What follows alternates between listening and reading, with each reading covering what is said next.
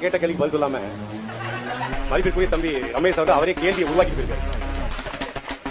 ஏற்கனவே காலகாலமாக பதில் சொல்லி ஓய்ந்து போன அதே இலை மலர்ந்தால் ஈழ மலரும் பாஜக ஓட்டு கேட்டாங்க. இந்த ஆமக்கறி உங்களுக்கு சீமானுடைய அரசியலை கவனிக்க தெரியல அப்படின்னா உங்களுடைய அறிவுல அவ்வளவுதான். அதாவது அறிவுல அவர் பேசுகிற சூழலியல் அரசியலோ, அவர் பேசுகிற இயற்கை சார்ந்த அரசியலோ, அவர் பேசுகிற தற்சார்பு பொருளாதார கொள்கை எதுவும் தெரியல. உங்களுக்கு தெரிஞ்சது ஆம ஏகே 74 ஏன்னா உனக்கு தெரியல. உனக்கு தெரியலங்கிறதுக்காக அது இல்லைங்கிற அர்த்தம் இல்ல. தம்பி ரமேஷ் சொன்னாங்க அவர் ரெட்டலைக்கு ஓட்டு கேட்டாரு, பாஜக ஓட்டு கேட்டாரு. மோசமான ஆட்சி என்று 1972 மரியாதைக்குரிய 10ஆம் மாச தலைவர் தெரிஞ்சாங்க. யார? கலைஞர் கருணாநிதி மோசமான ஆட்சி நடத்துறாரு. 1922 பிறகு கலைஞர் கருணாநிதி திமுகவை கைப்பற்றி மோசமான ஆட்சி கொடுத்தாரு தெரிஞ்சுட்டான். பிறகு எதற்காக, என்ன திராவிடத்துக்காக 2021 பாரதத்தை எடுத்துக்கிட்டு எடுத்த நாள் முதல் இந்த நாள் வரை வழியை விடவில்லை கருப்பு சவுக்கு பெயில் எடுத்துக்கிட்டு 2021 ஊழலாட்சி இல்லையா? 2006 2011 குடும்பாட்சி இல்லையா? வாரிசாட்சி இல்லையா? ஆத்துக்குள்ள கொள்ளையடிக்கலையா? கனிமூலத்தை கொள்ளையடிக்கலையா? எதுவுமே பண்ணல. எதுவுமே தெரியாம 2000 திமுகவுக்கு ஓட்டு போட்ட நீங்க திமுக இருக்க தகுதி இருக்கா உங்களுக்கு? முதல்ல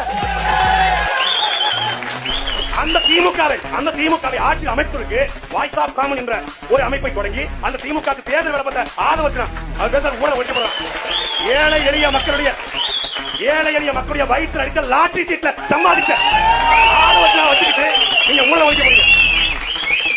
ஆதரவச்சனா சொல்றாப்ல ஊழல் வேணாம்னு சொல்லல, யாரையும் சாகடிக்காம கொடுங்க.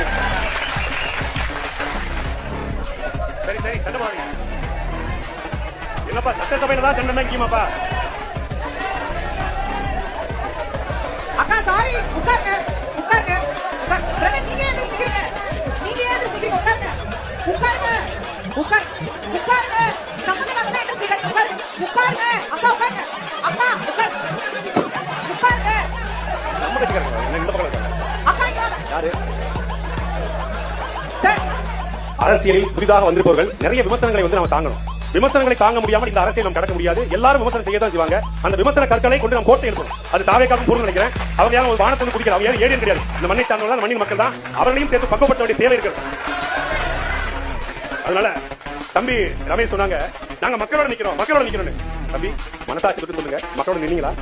கரூர்ல புள்ள துடிக்க உங்களை பார்க்க வந்து, உங்கள் தலைவனை பார்க்க வந்து காலையில் 8:45 வருவதாக சொல்லிவிட்டு 12 மணிக்கு நீங்க வருவதாக நம்பி கரூர்ல கால் எடுக்க தண்ணீர் இல்லாம, மொபைல் டாய்லெட் இல்லாம ஆணும் பெண்ணும் குழந்தையும் காத்திருந்து செத்து போனாங்களே, புள்ள துடிக்க ஏன் ஓடி போனாங்க உங்க தலைவர்? பதில் இருக்கா? இன்னைக்கு வரைக்கும் 8:45 வரேன்னு சொல்லி ஏன் 8:45 வீட்டுல இத மாதிரி ஒரு சோம்பேறி தலைவரை தமிழ்நாடு பாத்துக்கா? இவரு 8:45 வருதா சொல்லி 12 மணிக்கு வந்தா என்ன பேரு? உற்சாகமான தலைவர். பக்காமா. பிரதர்